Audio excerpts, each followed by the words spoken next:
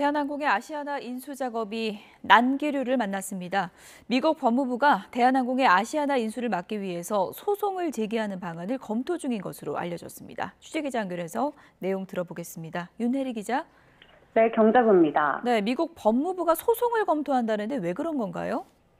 네, 미국의 인터넷 매체 폴리티코는 미 법무부가 대한항공과 아시아나항공의 합병을 막기 위해 소송을 검토 중이라고 보도했습니다. 두 회사 간 합병이 미국과 한국 간 여객과 화물 운송 경쟁에 해를 끼칠 수 있다는 이유에서입니다.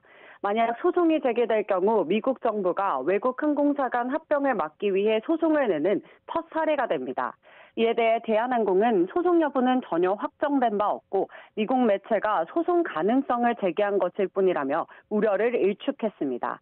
그러면서 대한항공은 LA와 뉴욕 등 주요 노선에 신규 항공사들이 계속 진입하고 있고 앞으로도 경쟁 환경이 조성될 수 있다는 점을 강조해 미국 정부로부터 기업 결합 승인을 받을 수 있도록 최선을 다하겠다고 강조했습니다. 네, 앞서 유럽연합에서도 두 항공사가 결합을 하면 시장 경쟁을 제한할 수 있다, 이런 우려를 표명했었죠. 네, 그렇습니다. 유럽연합은 대한항공과 아시아나항공의 기업 결합 심사를 진행하고 있는데요.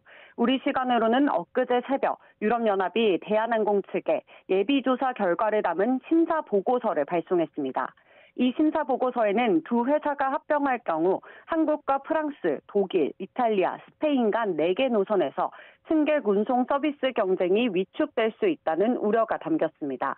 또 유럽과 한국 간 화물 운송 서비스를 제공하는데 경쟁을 위축시킬 수 있다고 부정적인 의견을 제시했습니다. 그러면서 대한항공이 유럽 경제지역과 한국을 오가는데 가장 큰 화물과 승객 운송업체가 되면 다른 경쟁업체들은 충분한 대안이 될 수 없고 결국 항공권 가격 인상이나 서비스 품질 저하로 이어질 수 있다고 우려했습니다. 대한항공은 유럽연합 측에 오는 8월까지 이런 우려를 해소할 수 있는 시정 조치 방안을 제출해야 합니다. 네, 이런 움직임에 대해서 대한항공은 어떤 입장인가요? 우선 대한항공은 이번 유럽연합의 중간심사 보고서 발행은 기업 결합 심사 규정에 따른 통상적인 절차라고 설명했습니다.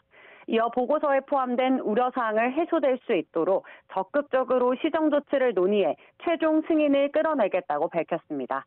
앞서 영국도 한 차례 독과점 우려를 제기했는데 대한항공이 영국 항공사의 인천과 런던의 신규 취항을 제한하면서 합병을 승인받았습니다. 대한항공은 지난 2020년 11월부터 아시아나 인수합병을 추진해오고 있는데요. 한국을 포함한 14개 국가의 기업 결합 신고를 했고 현재 필수 국가인 EU와 미국, 일본의 승인만을 남겨두고 있습니다. 이들 국가 가운데 한 곳이라도 반대할 경우 대한항공의 아시아나 항공 합병이 불발돼 최종 승인 여부에 관심이 쏠리고 있습니다. 지금까지 경제부에서 전해드렸습니다.